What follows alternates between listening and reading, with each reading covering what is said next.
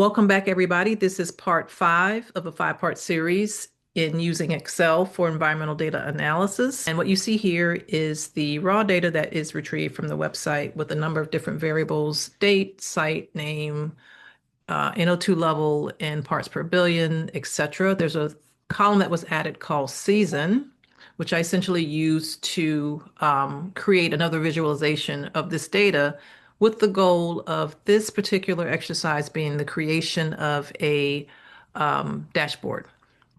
So this is just some extra data that was added in, did some summary statistics, and then I had 4 visualizations that are going to make up the dashboard.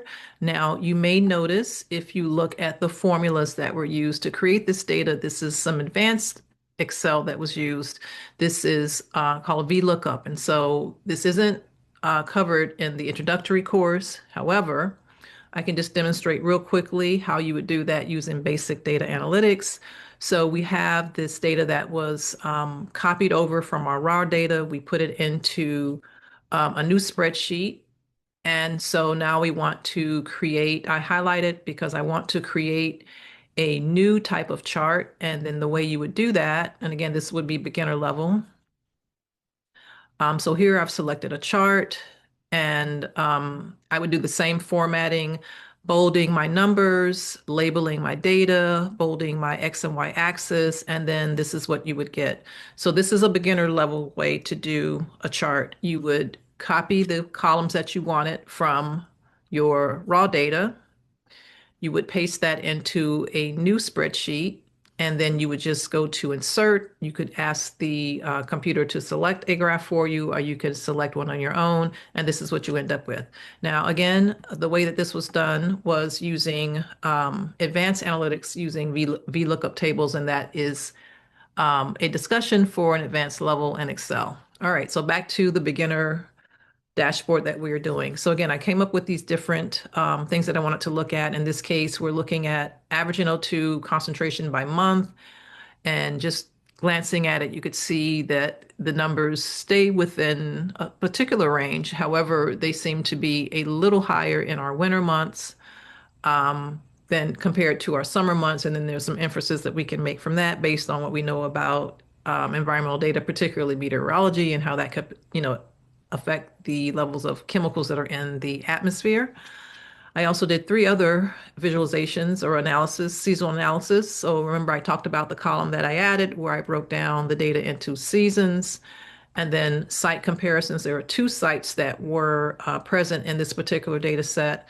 And then, of course, the AQI distribution showing that for the most part, the air quality in the area is pretty good with only a couple days of hazardous levels. Now, we take all of the information that we have from those 4 analytics that we did.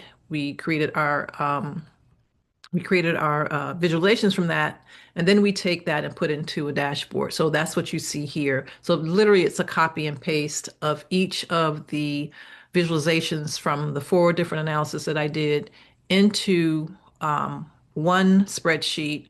I gave it a name, Dashboard of Air Quality. And then now at this point, we're going to export this as a PDF. Okay, so what we have here is the dashboard that was exported out of Excel. Again, this is something that could be added to a PowerPoint presentation on a small study you did looking at air quality in the Birmingham, Hoover, Alabama area, specifically looking at the pollutant NO2. It could also be added to a Word document if you were submitting, say, a grant application, or maybe this is part of your dissertation. The whole point of this series of exercises was to show how Excel has a lot of functionality, and more importantly, how it can be used in environmental data analytics to draw insights from air quality data. I hope it was helpful. If so, please like and share, and I will see you in the next set of videos, which will be on SQL, the first one, which is already dropped. So be sure and take a look at that. Thank you.